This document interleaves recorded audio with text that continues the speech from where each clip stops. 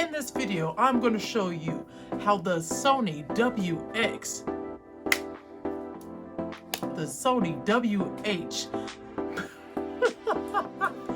In this video, I'm going to show you how the Sony WH-1000xm3 headphones that I got in 2018 when they first came out have held up in the test of time.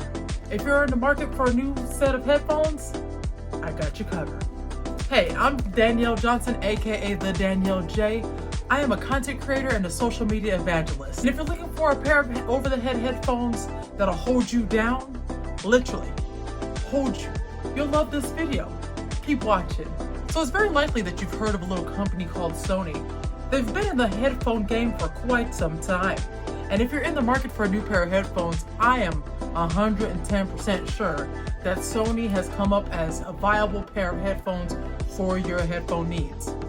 Well, as someone who really does love headphones and has about 100 pair of them, little exaggeration, little hyperbole, but literally a ton of headphones because I love shopping for headphones. You'll find great value in knowing about the Sony WH-1000xm3. And that's why you're here, to find out if these headphones will really hold you down through the test of time. So let's get into it. At the time of recording this video, it's damn near impossible for you to find this exact pair of headphones, and I'm sorry for you, but it's not completely impossible. So if you do find a pair of these headphones, this video is for you to figure out if these headphones are the ones for you, Jack. Here's what you absolutely need to know. Number one, these things are super comfy. They have all the padding, honey. They literally sit so elegantly on the ear and over the head. Chef's kiss, magnifique. Number two, they have a very clear, crisp sound. I love all kinds of genres of music, and I listen to every single one of these different genres with no problems. Zero, zilch, nada. Number three, it has a USB-C charging port, which means that if you have any device that charges with a USB-C, you are A-okay with this pair of headphones. Number four, there's noise cancellation and an isolation mode, so you can change the way that things sound when you're in public. Number five, this set of headphones has a microphone, so you can continue to be a little chatterbox, just like I plan to be. Number six, and I cannot stress this enough, the battery life on these things, mwah, chef's kiss. Whoever thought this out. I love the battery life on these things. Now to the more important part. How did I actually use these headphones from 2018 to as recent as yesterday? Because the way that you use headphones really does determine on if they'll be able to hold you down. All right, so let's be real. I use these headphones in 3 different ways primarily. Number one, to work out in. I know, there are plenty of forums that exist even today, and they existed in 2018, that said, do not, I repeat, do not work out in these headphones. These are a luxury set of headphones. You do not want to sweat in these things. They're going to deteriorate. They're going to fall apart. Blah, blah, blah, blah, blah. Did I listen? No. Why? Because I literally got the headphones to work out in. And I wanted to use these headphones every day. So I didn't want to minimize how I use them. So I would go to the gym anywhere between 3 to 5 times a week. And that's from 2018 to yesterday. Oops. I just worked out with them yesterday. Second way that I actually use these headphones was to talk on them. I've noticed with my ear shape, over-the-head headphones tend to work out a little bit better for me. It's more comfortable over a long period of time, especially when I'm having like these super long, drawn-out conversations with some of my peers about whatever the hell we'll be talking about for hours on end.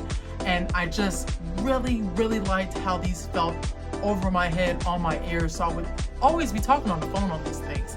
In fact, I just talked on the phone on them yesterday, so there's that. The third way that I actually use these headphones is a little bit more obvious.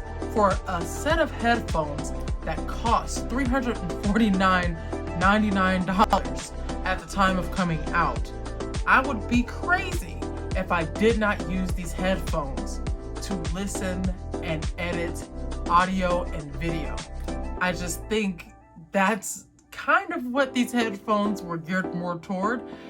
Whether it was like a luxury high-end headphone for, you know, some type of casual use, or, you know, a little bit more professional so that you can get those highs, those lows, and those mids. These headphones were freaking phenomenal to be able to hear all those different things. I even found myself streaming with them a couple of times just because I really love the sound. So now for the moment of truth. How the hell do these headphones look? I keep talking about them and talking about them from 2018 all the way up until yesterday. The moment of truth. My headphones look like this. So, as you can see, there's some normal wear and tear on these bad boys because they've been worked, honey. They worked hard for the money, honey. So the ear pads have a little bit of wear and tear from where the sweat probably made it not that great of an environment for them, but not too bad considering how much I beat these things into obliteration, right? Also, note that there's a little bit of tape on these two areas here, only because I have a lot of hair on my head, and what I was noticing is that it was getting caught ever so slightly in those parts.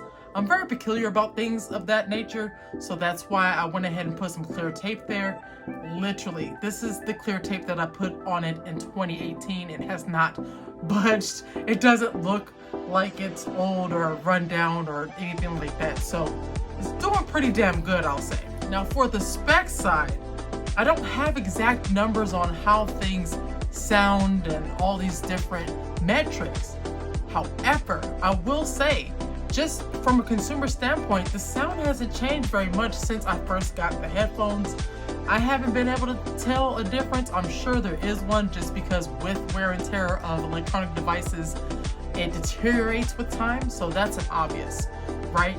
The other thing is, I really still love the calibration tool on this thing. I use it often. I live in Los Angeles where you cannot expect the same day twice when it comes to sounds around you, and the calibration tool is really great. I love it. It's doing its damn thing. Now for this battery life I keep talking about. The battery life. The battery life. Let me tell you a little story. I legit did not charge these headphones for over a week.